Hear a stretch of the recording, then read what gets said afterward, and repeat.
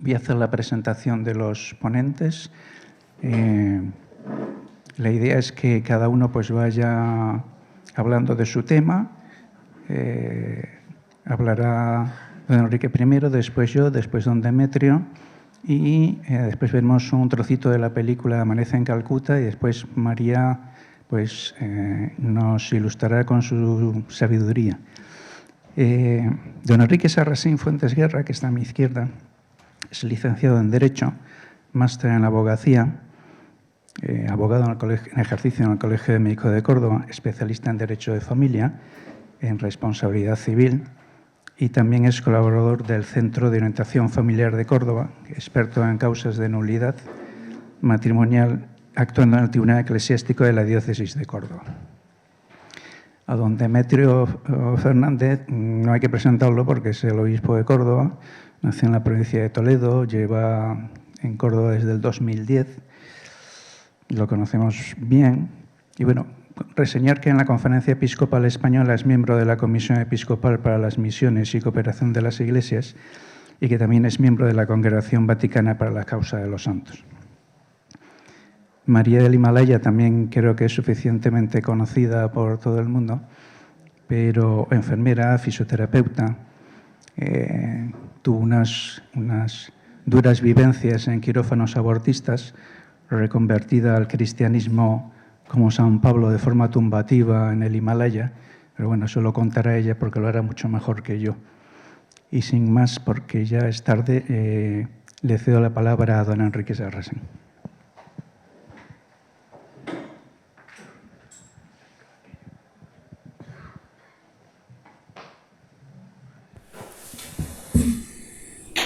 Buenas tardes y muchas gracias por la invitación y saludar al señor obispo de Córdoba y a mis compañeros en la ponencia. Lo que se me ha pedido ha sido un breve bozo sobre el derecho de objeción de conciencia ante la ¿no se escucha? Ante la ley de eutanasia y la ley del aborto. Pensando un poco en el cartel de la charla, me ha venido a la cabeza una idea y es un poco, dice algo así como volver a nuestras raíces, ¿no? El derecho también tiene sus raíces y la ciencia del derecho tiene una raíz clara o una tradición clara también en el cristianismo, en el iusnaturalismo, ¿no? Simplificando mucho la idea, lo podíamos dejar en una frase. ¿Se oye ahora?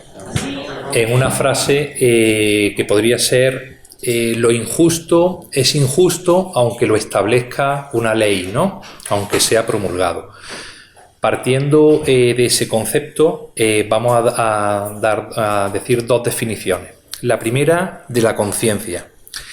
Parece ser el yo captado en sus últimas dimensiones, el lugar donde el hombre se autoconoce y decide desde sí mismo. Una segunda definición, ya de la objeción de conciencia, es un proceso lento pero profundo de incorporación de pautas morales a los ordenamientos jurídicos contemporáneos. Esta definición de la objeción de conciencia, por lo menos a mí me llama la atención porque da una vertiente positiva. Todos entendemos la objeción de conciencia como algo, un rechazo, ¿no? Un conflicto, una negación, una persona, el objetor, que levanta la mano en una reunión y se niega a comportarse ante la sociedad como se le pide, ¿no? O bien se lo pide una norma, un deber, ¿no? En cambio, esta definición que acabo de leer contempla el aspecto positivo de la objeción de conciencia. La voy a repetir un proceso lento pero profundo de incorporación de pautas morales al ordenamiento jurídico. Es decir, el objetor introduce sus pautas morales en el derecho. Yo creo que eso es importante. Es indudable el conflicto y el choque que hay dentro de la objeción de conciencia, pero creo que debemos quedarnos con esa definición. La objeción de conciencia es indudable el origen en la Carta Magna, en la Constitución Española. Su raíz está en el artículo 16, en la libertad de conciencia, ¿no? Identifica la libertad ideológica o religiosa con la objeción de conciencia. Aquí ya se suscita un choque entre la libertad ideológica o de conciencia del individuo con otros bienes o derechos constitucionales protegidos por un deber jurídico. Se plantean ya dos hipótesis en la objeción de conciencia. Una primera, ¿la propia objeción de conciencia es un derecho fundamental o obedece al artículo 16 a la propia libertad de conciencia? Hay dos opiniones y el propio Tribunal Constitucional ha establecido en las dos hipótesis, ¿no? Como derecho fundamental en sí mismo o bien que subyace en la libertad de conciencia. Como hemos dicho que al final la objeción de conciencia es un choque, un conflicto, la mejor manera de entenderlo, o por lo menos de explicarlo, es acudir a 4 o 5 ejemplos concretos. Los ejemplos que se me ocurren es un poco, al final ese conflicto se decide en un solo tribunal, el Tribunal Constitucional. Como saben, el derecho de objeción de conciencia y la interpretación de la Constitución corresponde al Tribunal Constitucional. El primer ejemplo, como no es un foro jurídico, voy a intentar simplificar lo máximo en vez de dar citas. El primer ejemplo es una sentencia del año 87 sobre el propio servicio militar y la objeción de conciencia. El defensor del pueblo interpuso el recurso y sí me gustaría decir tan solo una breve cita de esta sentencia. La objeción de conciencia es una especificación de la libertad de conciencia, la cual supone el derecho no solo a formar la propia conciencia, sino también a obrar de modo conforme al imperativo de ésta. Una doble vertiente, la formación de la propia conciencia y la actuación conforme a esa conciencia. Existe un voto particular dentro de esta sentencia y en vez de decir que es una especificación, es decir, que es un desarrollo del artículo 16 de la propia libertad, este voto particular entiende que tiene entidad en sí mismo para ser un derecho fundamental, la propia objeción de conciencia. Hay una cuestión, es que en la Constitución la única mención a la objeción de conciencia está en el artículo 30, párrafo segundo, cuando define la objeción de conciencia al servicio militar.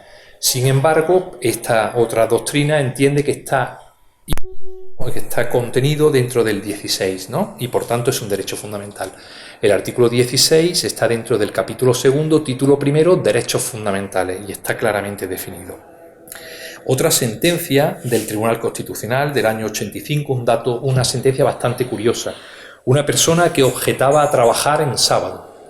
Esta persona es despedida por su empresa por no acudir, ¿no?, al puesto de trabajo. Esta persona impugna el despido ante los juzgados de lo laboral y alega la nulidad del despido por discriminación. El juzgado de lo social no le da la razón y continúa su andadura judicial hasta llegar al recurso de amparo ante el Tribunal Constitucional. Esta persona pertenecía a una orden religiosa que tiene un precepto que es no poder trabajar desde que se pone el sol el viernes hasta que se pone el sol el sábado.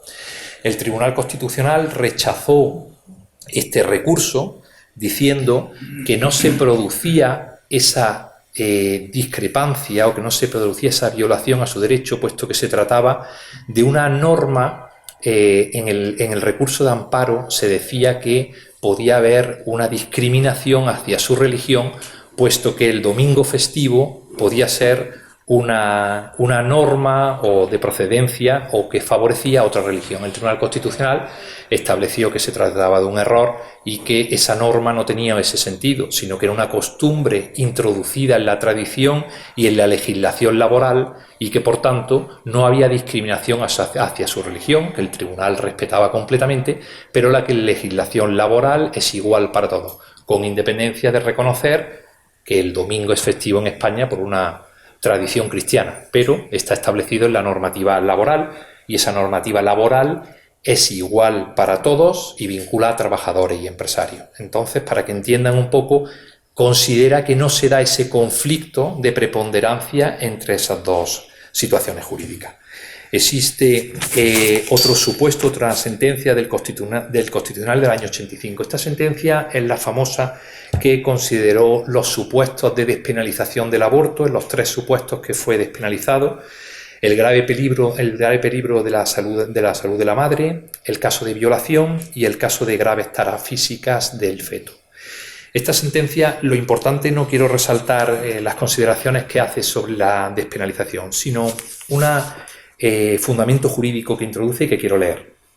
La vida del nasciturus es un bien jurídico constitucionalmente protegido por el artículo 15.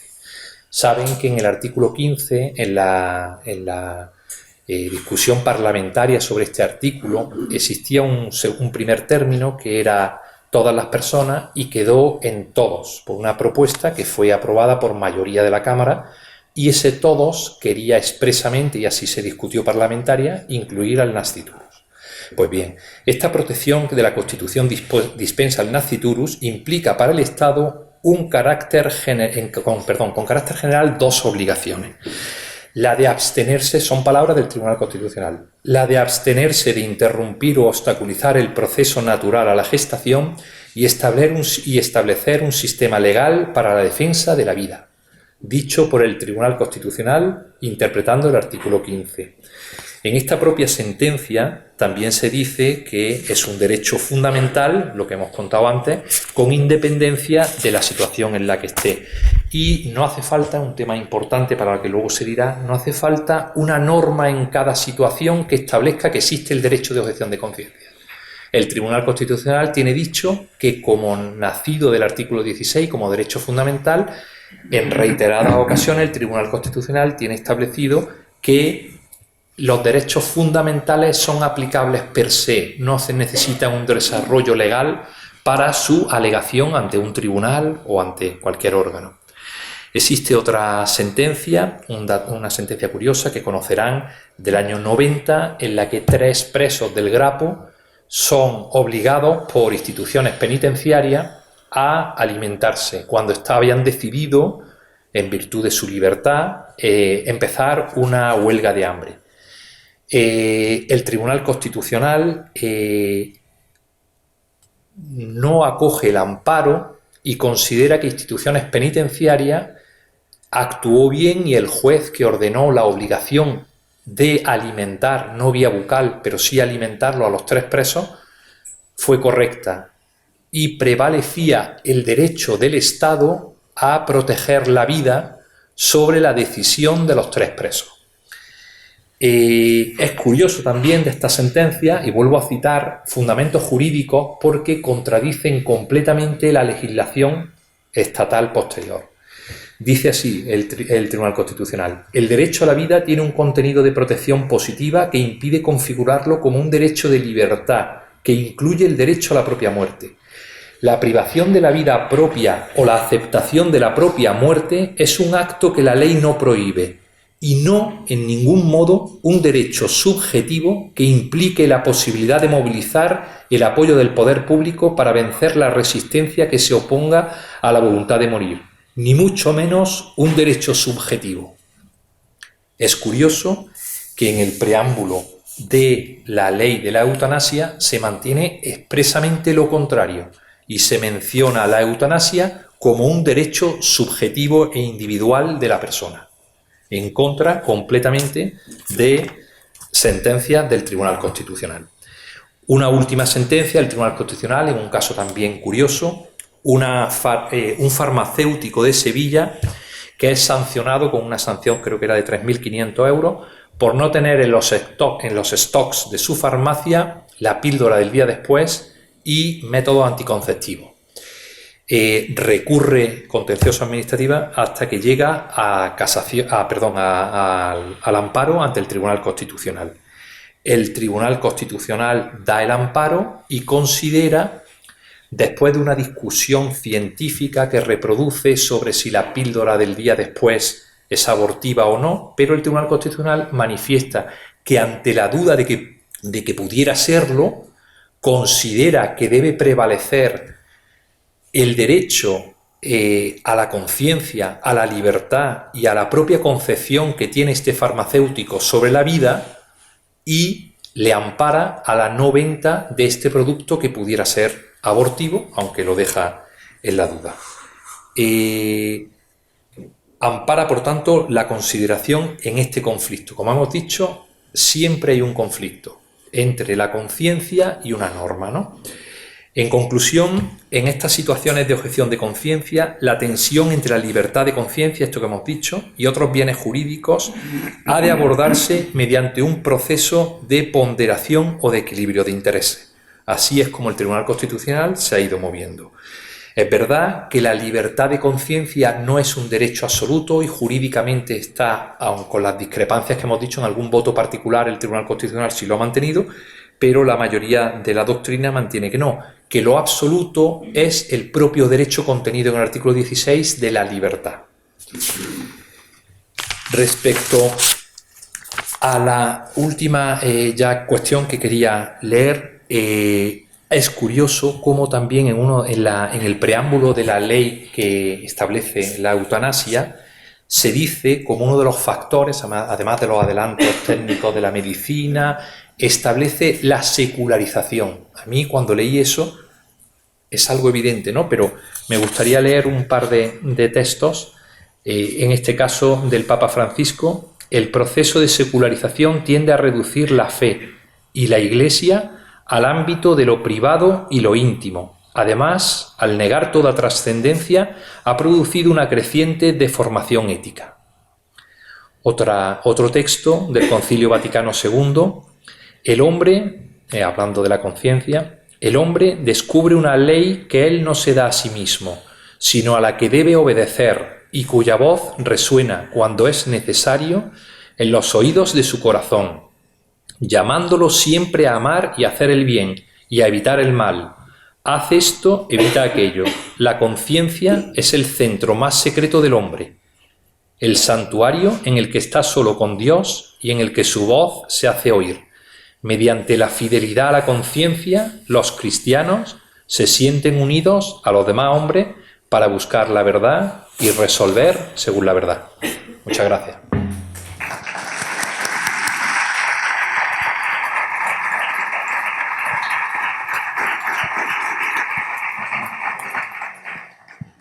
Bien, muchas gracias, don Enrique. Parece que se han solucionado los problemas técnicos, gracias a Dios. Así que vamos a ver qué podemos hacer, ¿no? Adelante. Ahí estamos. No, este está bien, ¿eh? O sea, ese vale. No, paso al siguiente, que vamos con un poquito de retraso. Bueno, entonces voy a explicar un poco el tema desde la bioética y desde la deontología profesional. Desde la bioética, la clave de la objeción de conciencia, como se puede ver, está de los 4 principios de la bioética: la no maleficencia, beneficencia. Muchas gracias. Autonomía y justicia. Pues la objeción de conciencia entra dentro del capítulo de la no maleficencia, porque precisamente el que objeta a algo que cree que es un mal para el prójimo y que le repugna a su conciencia. Y ese es un principio fundamental, básico, junto con el de justicia, que no se puede quitar en ningún momento. Siguiente. Los códigos de deontología de las profesiones recogen no solamente lo que ha de guiar a esa profesión en su conducta, sino que lo guía hacia la excelencia. Las leyes llegan hasta un nivel que son obligatorias y después vienen los códigos de deontología que van hacia la excelencia, o sea, van más allá de la ley, van más allá de las cuestiones éticas. Y por lo tanto son tan importantes porque es la excelencia en la propia profesión. Siguiente. Voy a ir un poquito rápido. El Código de Deontología de la Enfermería Española solamente tiene un artículo que hace referencia a la objeción de conciencia. Siguiente. Y pasamos a la parte de farmacia. Farmacia tiene unos cuantos artículos más que voy a pasar por encima porque después viene el Código de Deontología Médica, que es el más completo y que recoge todos. Así que vamos a pasar a unas cuantas. Ahí estamos. Bueno, siguiente, porque esto ya ha sido explicado. Hay objeción de conciencia a una acción, a una ley, a algo que le viene impuesto al médico. Pero no es un rechazo a las personas. O sea, el médico que hace objeción de conciencia al aborto no rechaza a la mujer que acude para abortar. Lo que pasa es que intenta que no le afecte a él, ¿no? Porque le parece que es algo dañino para ella, ¿no? Y por supuesto para el niño, ¿no? Entonces, todo lo que sea problemas de edad, raza, sexo, hábitos de vida, ideología, religión, etcétera, pues igual, ¿no? O sea que, y además los médicos tenemos que cuidar al paciente hasta el final de la vida, o sea, hasta que ya está la cosa que no se puede hacer más, ¿no? Y después podemos hablar en esto, o si no, al final en el coloquio, en las preguntas, pues se puede profundizar en este asunto. Siguiente.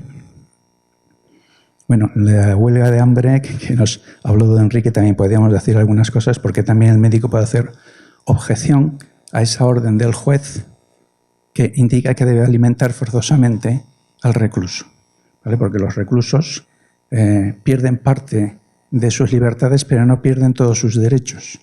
Entonces, ahí es donde está el quid de la cuestión, y eso es la clave del tema de por qué la ley pues tiene que entrar por esa vía, porque es la correcta, ¿no? O sea, ley ética, o si no, no es ley. Siguiente. ¿Qué hay que evitar en la objeción de conciencia? Porque claro, uno bajo la capa de objeción de conciencia puede decir, bueno, voy a ver si me quito pues de hacer esto, que lo hagan otros en el servicio, y yo, pues, que me molesta, pues no tengo que venir, no tengo que hacer, etc., ¿no? No, eso no es objeción de conciencia, eso es cara dura, ¿no? Entonces, hay que tener mucho cuidado con estas cuestiones, porque a veces hacen mala a la objeción de conciencia, ¿no? Porque hay objeción de conciencia que realmente no están objetando, pretenden realizar acciones que no son éticamente correctas. Siguiente. Siguiente. Bien, la objeción de ciencia. Objeción de conciencia y objeción de ciencia. Hay cosas que son objeción de ciencia y no son de conciencia. Por ejemplo,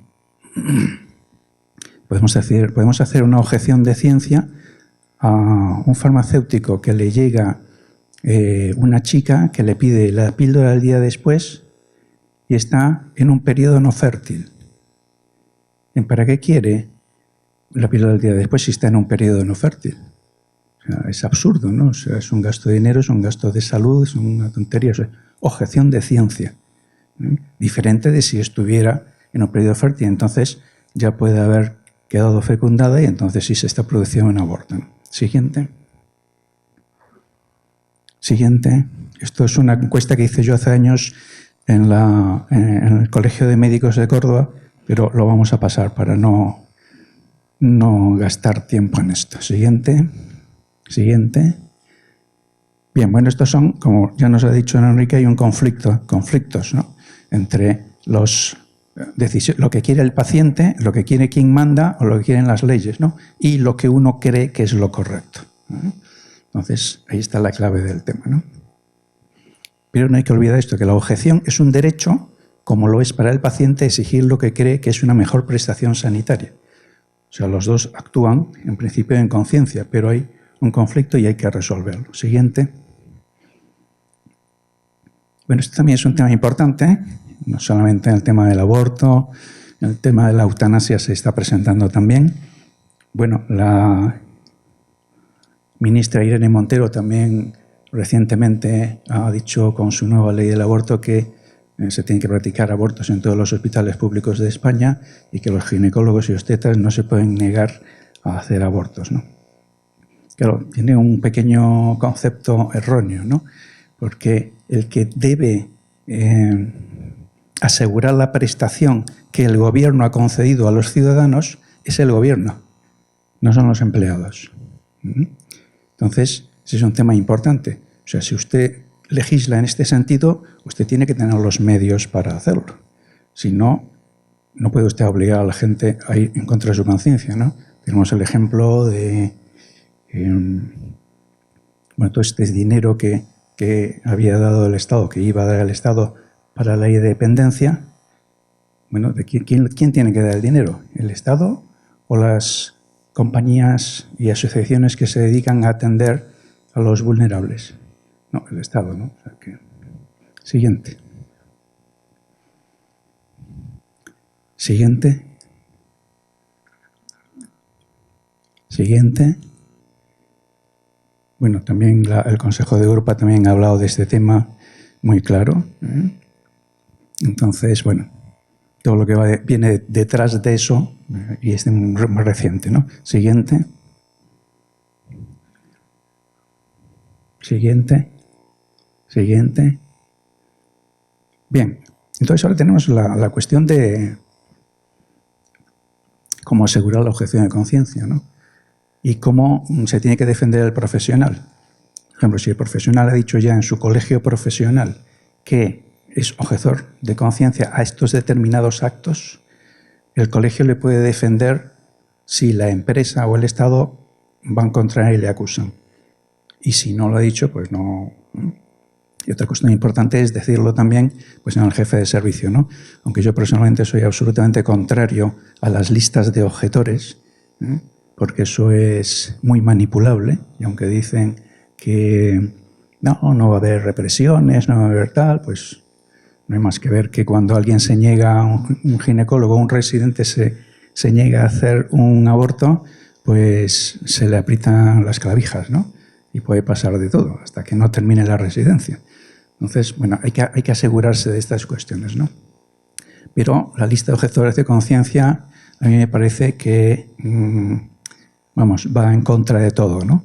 Y que si quiere alguien, si ustedes, señores del gobierno, quieren poner la eutanasia, pues contraten a una serie de señores que sean los que hagan de verdugo, pero no obliguen a las profesiones cuya misión es salvar la vida y cuidarla, a hacer todo lo contrario, ¿no? Porque es absolutamente repugnante. Siguiente. Bueno, tenemos el caso de la objeción sobrevenida, que es justo en el momento, a lo mejor hay un proceso en el cual puede derivar en algo que termine en objeción de conciencia, pero bueno, se ve que más o menos puede ir cuidándose al paciente, ¿no? Pero llega un momento en el que ya, efectivamente, el paciente pide algo que el profesional en conciencia no puede hacer, ¿no? Por ejemplo, uno puede estar cuidando a un paciente que ha manifestado que quiere recibir la eutanasia y lo está cuidando, hasta que llega un momento en el que dice, bueno, yo de aquí no puedo pasar, ¿no? Pero claro, si no lo cuida, no lo va a convencer, no le va a poder dar cuidados paliativos, no va a poder sacarlo adelante. O sea, ha tirado la toalla de entrada, ¿no? Esto es una cuestión que depende de la conciencia de cada uno, ¿no? Habrá gente que objete al principio y diga, yo no quiero saber nada. Habrá gente que objete como médico responsable, habrá gente que objete como médico consultor y habrá gente que hará objeción sobrevenida. O sea, intentará atender al paciente hasta el final y ya cuando no hay ninguna posibilidad de decir, bueno, pues yo no pongo la dosis letal, ¿no? Siguiente. Siguiente. ¿Se ha colgado? Bueno, ya queda poco, ¿eh? O sea que creo que quedan muy poquitas cosas de este asunto, ¿no? O sea, entonces, en el aborto también pasa lo mismo. O sea, uno puede estar hasta el final intentando que la mujer no aborte, ya cuando entran a la clínica pues ya no te queda otro remedio, ¿no? Pero mientras tanto hay que ayudar al paciente, ¿no? Estar hasta el final con él, ¿no? Y eso es importante porque eso es la entrega, el servicio, ¿no? O sea, el ser humano que no vive para servir, no sirve para vivir. Entonces, bueno, son cuestiones que hay que tener claras, ideas madres fundamentales bien asentadas, ¿no? Bueno, pues muchas gracias.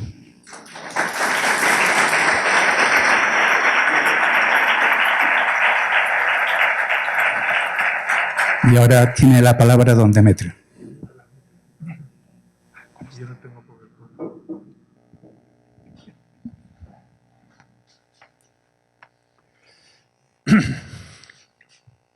Muchas gracias. Da gusto escucharles y ver que tenemos buenos profesionales, juristas y médicos. en este campo de la defensa de la vida. Por eso, pues, hacemos bien de escucharlos y atender sus razonamientos. Yo personalmente quiero ser breve para pasar al testimonio de María de Himalaya, que da gusto escucharla también desde otra perspectiva.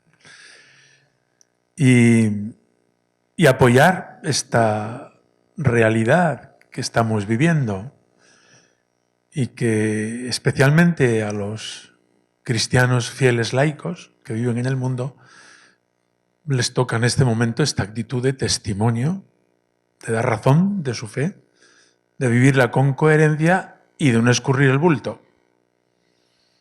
Estoy hablando en un ambiente pro vida y bueno, pues creo que todos lo entendemos, ¿no? Me acuerdo como una anécdota simplemente, pero que ayuda a entender el tema que estamos tratando. Yo fui ordenado obispo en el año 2005, en enero. Y en mayo salió una ley del matrimonio, de personas del mismo sexo, etcétera, ¿no?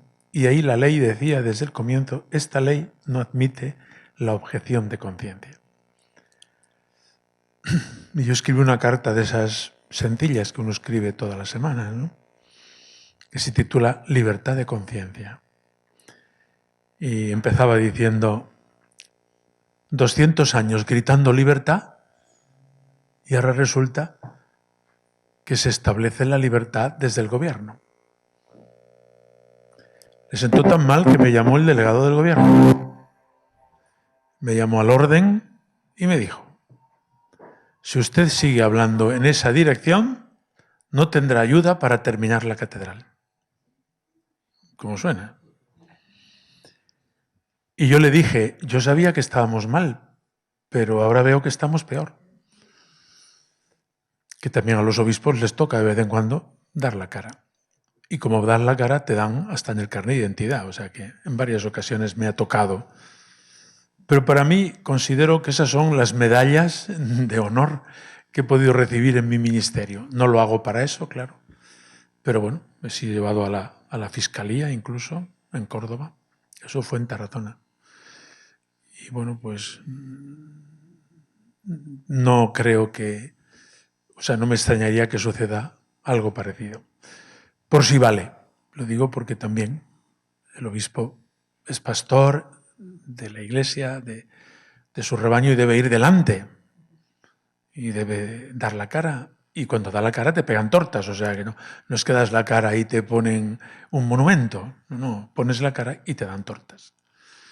Pero como veo, no solamente han de ser los pastores los que vayan delante del rebaño, sino también los profesionales los que han de dar la cara y decir esto es así, o esto es así, o esto no se ajusta a la verdad, al derecho, o esto no está consonante con la profesión médica, etcétera, ¿no? En cualquier profesión, vemos el caso jurídico o el caso médico, o el ámbito jurídico, el ámbito médico, pero en cualquier profesión, estéis donde estéis, cualquiera de los laicos hoy, o vivís en actitud de testimonio, o si no, el cristianismo desaparecerá de nuestro ambiente. Es fuerte, pero es así. Y hoy Dios nos pide a todos y cada uno responda desde su conciencia, pues esta actitud de testimonio, incluso heroico, incluso a costa de la vida, o de todo lo que le preceda.